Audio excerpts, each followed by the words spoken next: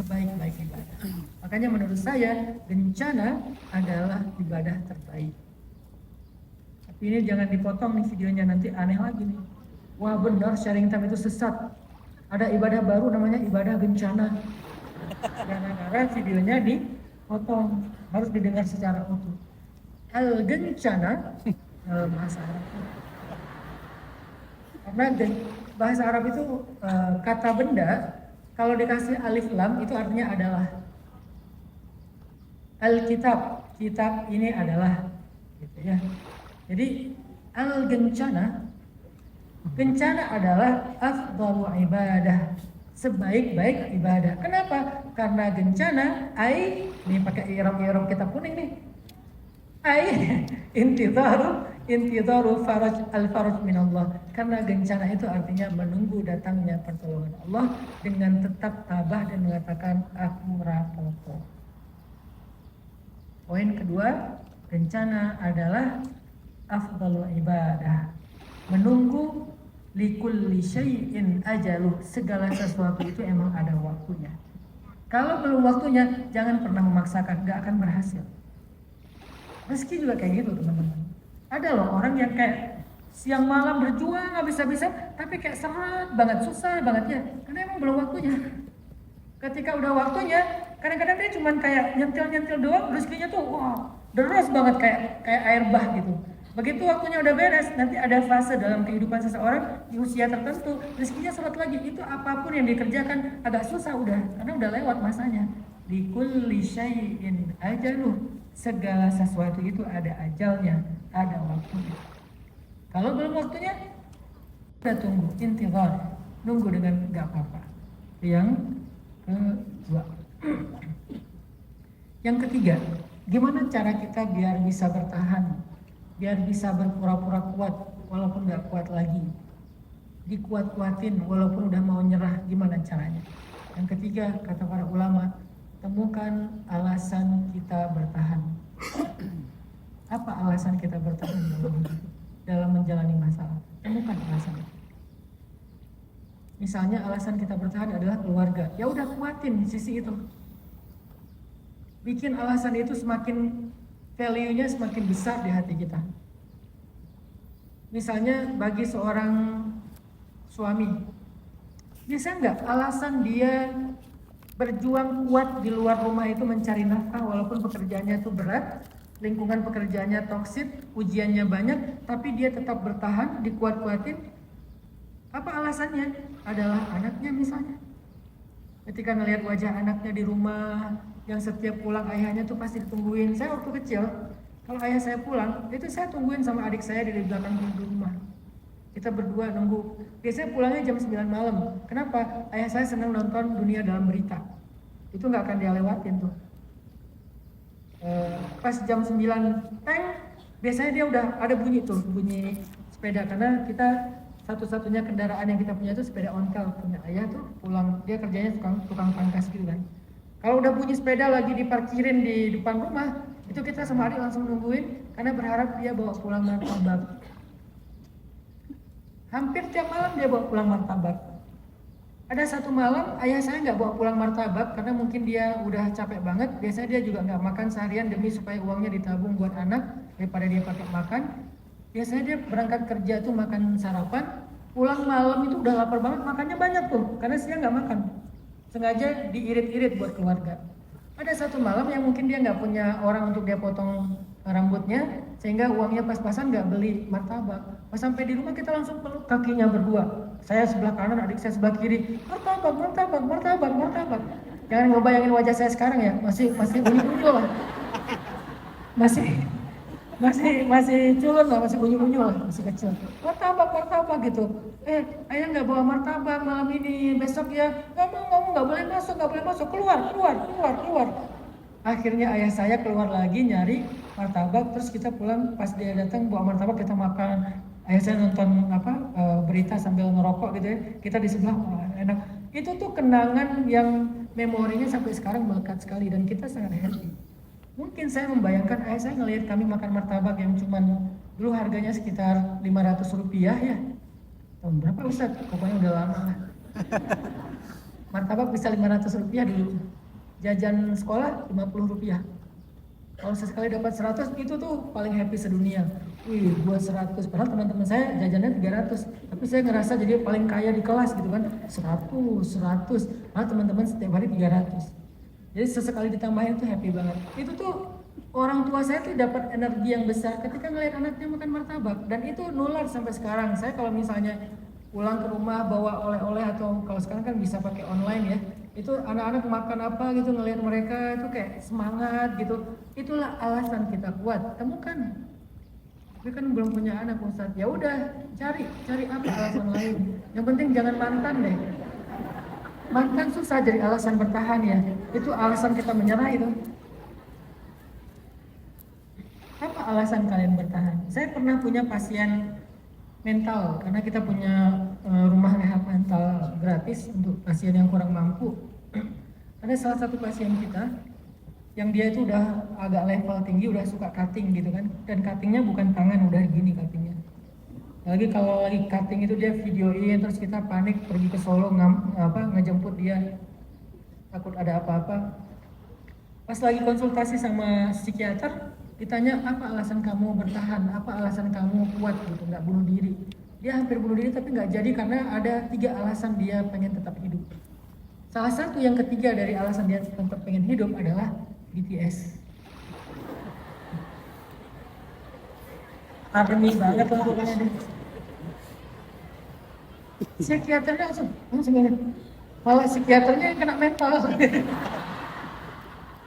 Satu dari 3 alasan dia bertahan. Nomor satunya keluarga sih. Nomor 2 apa gitu ya. Nomor 3 itu BTS lah. Dia tetap pengen menikmati entertainnya BTS, pengen tahu keseharian mereka, gosip-gosip tentang mereka. Mereka ada yang misalnya lagi wajib militer atau apa segala macam, itu diikuti, terus gimmick-gimmicknya, aksesoris-aksesorisnya dikumpulin. Itu adalah alasan dia bertahan hidup. Coba bayangin. Saya orangnya nggak mau judging ya. Intinya adalah coba bayangin, entertain aja bisa jadi alasan orang bertahan. Apalagi sesuatu yang lebih bermakna. Sekedar gimmick hidup aja bisa jadi alasan bertahan untuk tidak bunuh diri, loncat dari tower, naik ketinggian, turun lagi nggak jadi misalnya. Alasan kamu nggak jadi bunuh diri, ketinggian. Cari yang jangan tinggi-tinggi banget. Ini agak-agak gimana gitu ya. Temukan alasan kita bertahan. Cari list kalau bisa lebih dari 1. Tapi tahukah alasan terbaik untuk bertahan hidup itu apa? Walaupun ini sangat ideal ya, tapi bisa dipelajari. Alasan untuk bertahan hidup itu harusnya Allah. Bagaimana caranya alasan bertahan hidup itu Allah, Ustaz? Alasan kuat-kuatin itu karena Allah, Ustaz. Coba kita renungkan kalimat curhat Nabi ketika beliau sedang sedih gara-gara diusir dari Taif. Jadi Nabi baru kehilangan Sayyidah Khadijah, istri tersayang beliau, penolong beliau, sahabat beliau, teman berjuang beliau. Gak pernah kebayang bagi saya Nabi kehilangan Khadijah itu gak tahu gimana rasanya. Patah hati banget Nabi itu kehilangan Khadijah. Saking patah hatinya Nabi kehilangan Khadijah, Nabi itu pas kehilangan Khadijah itu lemes banget. Sama kayak Ali ya, Ali itu ketika kehilangan Fatimah lemes banget. Ali itu ya, sahabat yang sangat kuat loh. Dia bisa ngangkat gerbang benteng Khaybar yang beratnya 600 kilo, itu diangkat sendiri.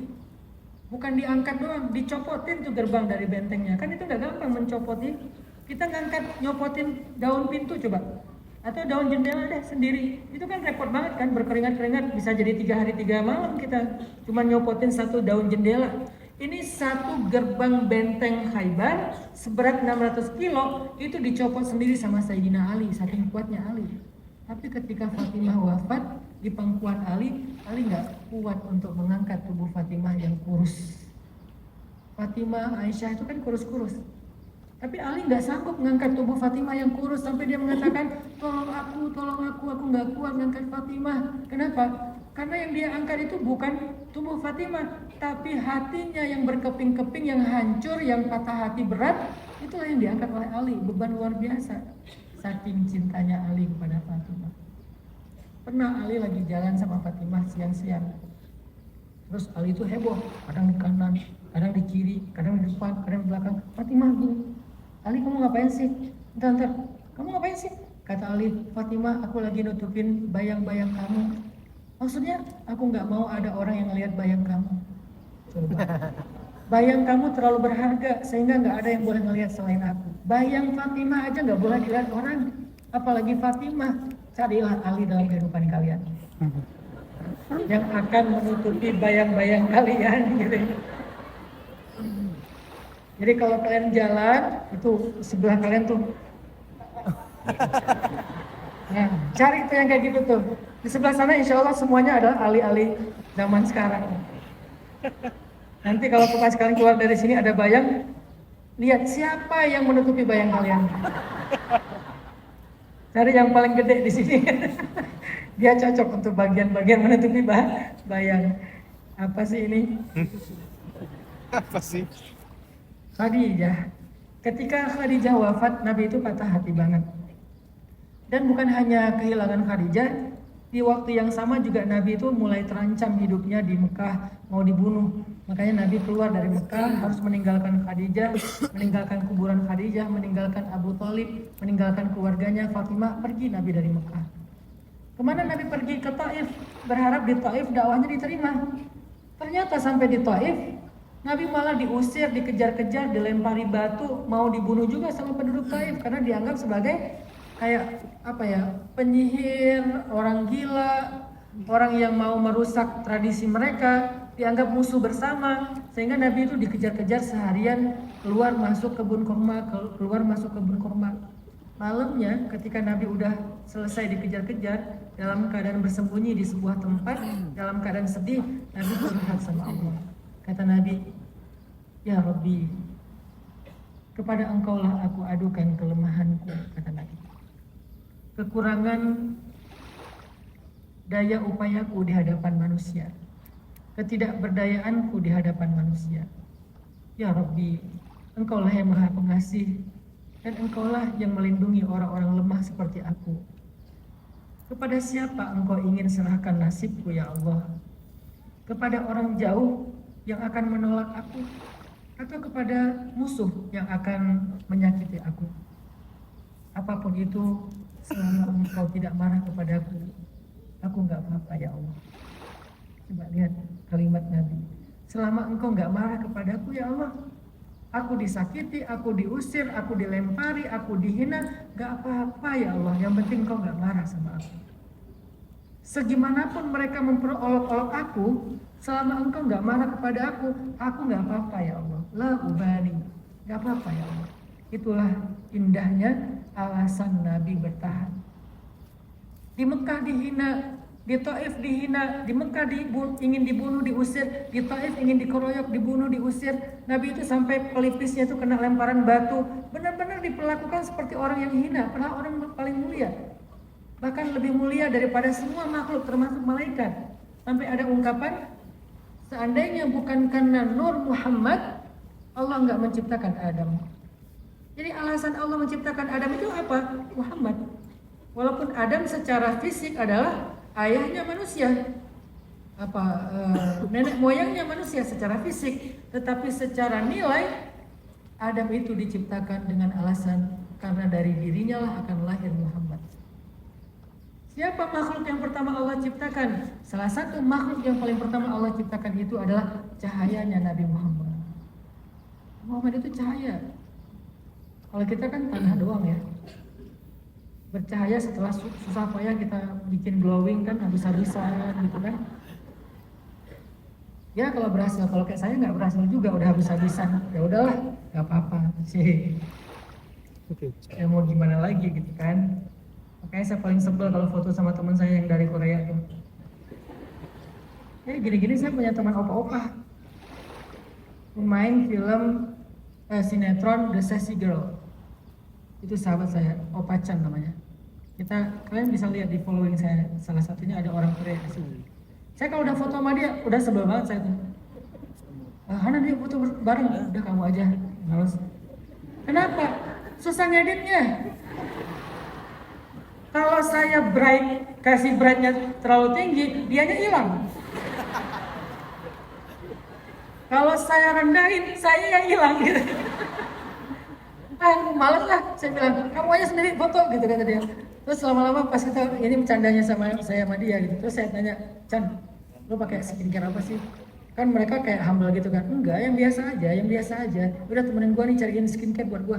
Cariin sama dia. Wah, seneng banget kan saya bakal jadi kayak Chan kan. Saya ngebayangin nanti di Indonesia aku akan glowing, aku akan kepleset nih lalap di pipi saya gitu kan. Sampai di rumah saya pakai. Saya nggak ngerti cara pakai skincare, saya gini-gini. Ya, pas paginya mudah-mudahan pagi aku jadi Chan, pagi aku jadi Chan, pagi makin aneh gitu kan ya. Kata istri saya udah nasibnya kayak gitu. Akhirnya saya serahin aja, kamu yang pakai, udah males ya pakai skincare. Akhirnya pakai cuma pembersih muka, udah selesai. Ketemu sama Chan lagi, Hanan gimana skincare kemarin? Gak usah bahas-bahas. Jadi apa tadi kok sampai ke sini? Cahaya. Pernah Nabi itu pas pulang dari Mi'raj. Apa itu Mi'raj? Mi'raj itu pulang dari langit.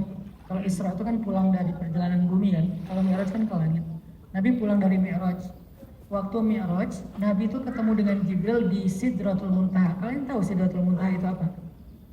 Sidrah itu artinya pohon. Sidar, cedar. Tahu cedar kan? Nah, sejenis apa sih cedar itu? Loh, keju. Astagfirullah.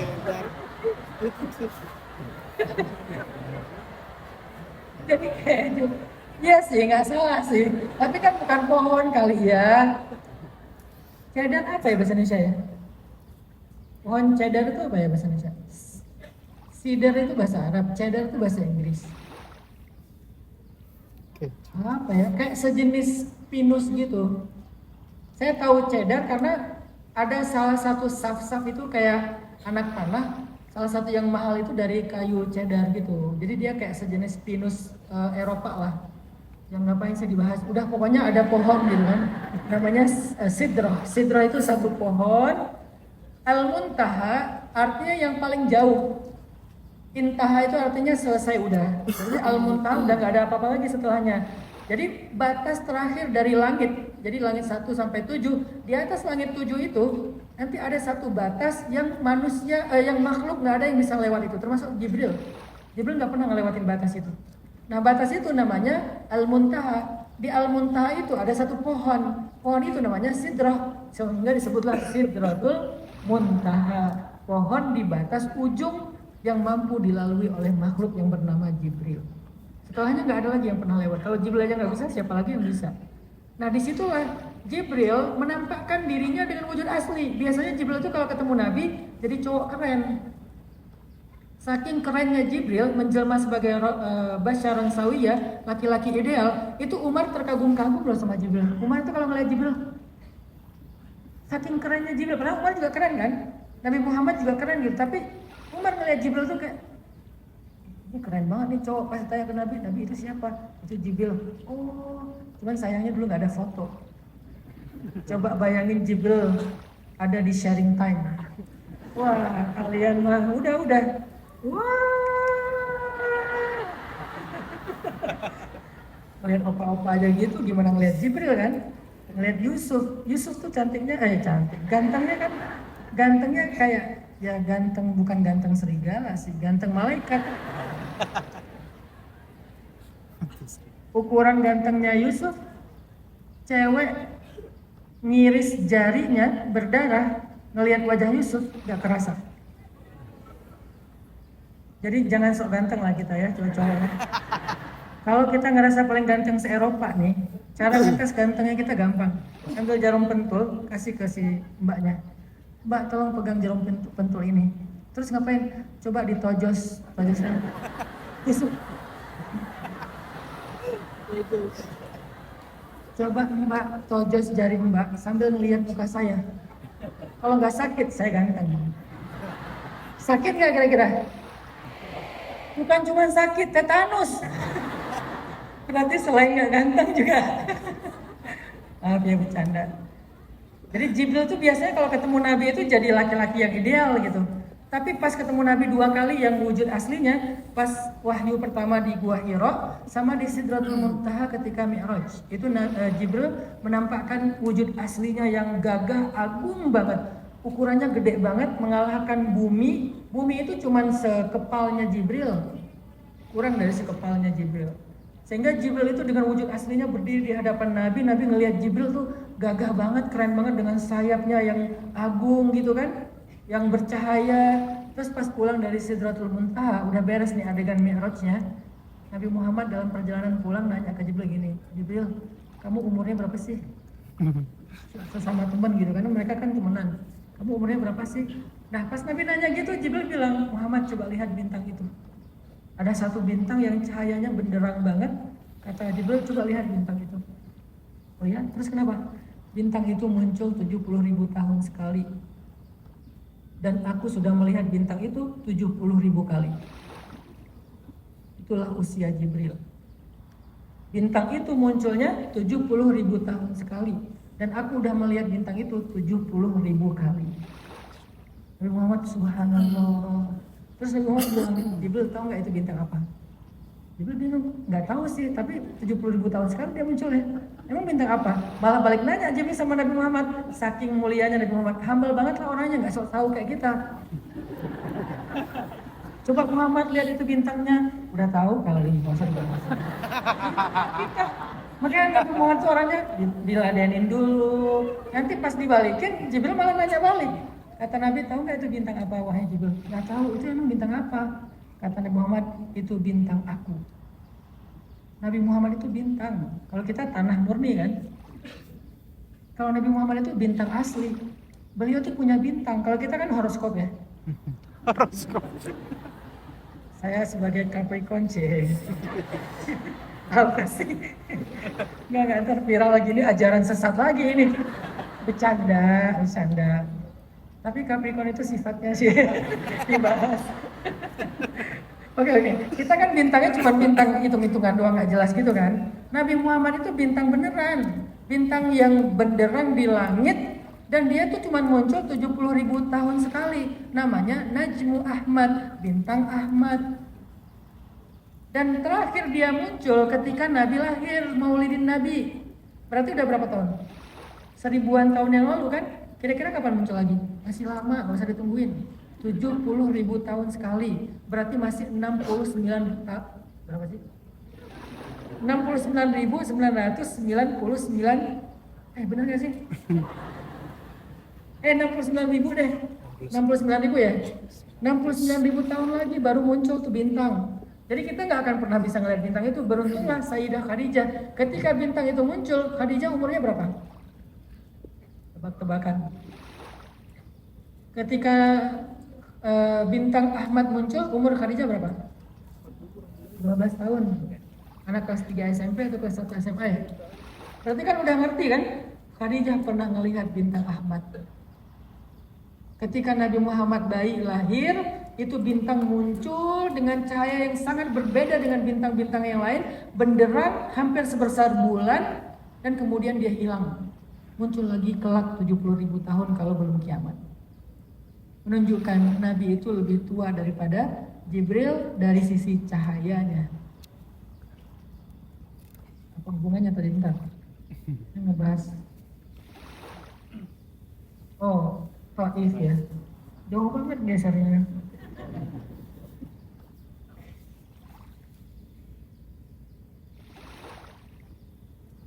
Oh ya, curhat Nabi di Taif, benar nggak?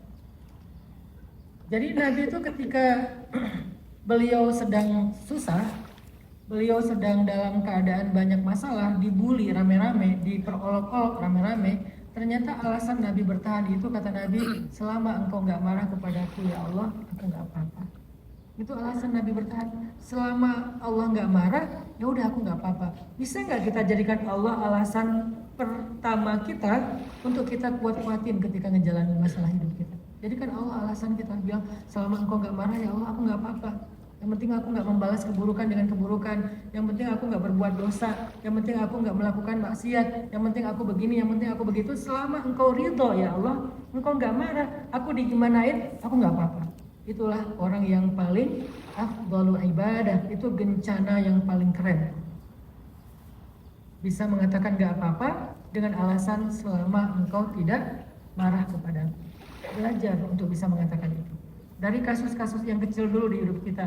Seorang anak, ya Allah, orang tua sering banget ngebanding-bandingin aku, sering banget ngejelek-jelekin aku, tapi aku masih tetap berbakti sama mereka. Asalkan engkau gak marah kepada aku, ya Allah, engkau ridho aku sebagai anak yang berbakti, aku gak apa-apa. Sebagai orang tua, ya Allah, aku udah berjuang buat anak-anak, tapi mereka lupa sama aku, mereka gak berbakti kepada aku. Tapi kalau engkau ridho, ya Allah, aku gak apa-apa. Sebagai istri, ya Allah, aku udah habis-habisan untuk suami, tapi suami jarang menghargai aku. Selama engkau ridho, aku sebagai istri solehah, aku gak apa-apa. Suami yang berjuang di luar istrinya, tapi malah sering ngebuka aib suaminya, sama engkau ridho kepada aku, ya Allah, aku gak apa-apa.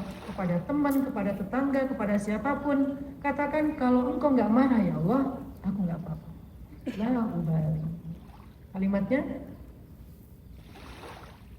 illam yakun bika alayya ghadabun fala ubali. Kalau engkau gak marah kepadaku, ya Allah, aku gak apa-apa. Ini alasan Nabi bertahan. Semoga 3 nasihat ini bisa menguatkan kita dalam menjalani beratnya ujian hidup kita, untuk tetap berusaha kuat walaupun dikuat-kuatin, berusaha bertahan walaupun udah mau nyerah. 1, bencana itu adalah orang yang ucapan orang yang derajatnya tinggi, karena itu bagian dari menjaga iffah. Gak mau menampakkan keprihatinan diri kepada orang lain, tetap terlihat baik-baik saja walaupun sedang tidak baik-baik saja, berarti dia orang yang menjaga iffah. Orang yang menjaga iffah ini adalah orang yang derajatnya tinggi di mata Allah. Yang kedua, pelajarannya, ternyata mengatakan gak apa-apa bagian dari cara kita menunggu keajaiban dari Allah, menunggu datangnya pertolongan Allah, menunggu sembuh ketika sakit, menunggu jodoh ketika sendiri. Dan itu likulli syai'in ajal, kata Nabi, afdalul ibadah, ibadah yang paling baik. Katakan gak apa-apa. Dan yang ketiga, temukan alasan paling baik, paling kuat untuk kita katakan aku gak apa-apa. Bisa keluarga, bisa pasangan, bisa orang tua, bisa anak, bisa saudara, bisa mimpi, bisa cita-cita. Tapi di atas semua itu Allah. Bisa nggak Allah menjadi alasan kita mengatakan, ya udah, kalau engkau nggak marah, aku nggak apa-apa, ya Allah. Allahu a'lam. Barakallahu fiik. Masya Allah, tabarakallah, alhamdulillahirrahmanirrahim. Terima kasih guru dan kita.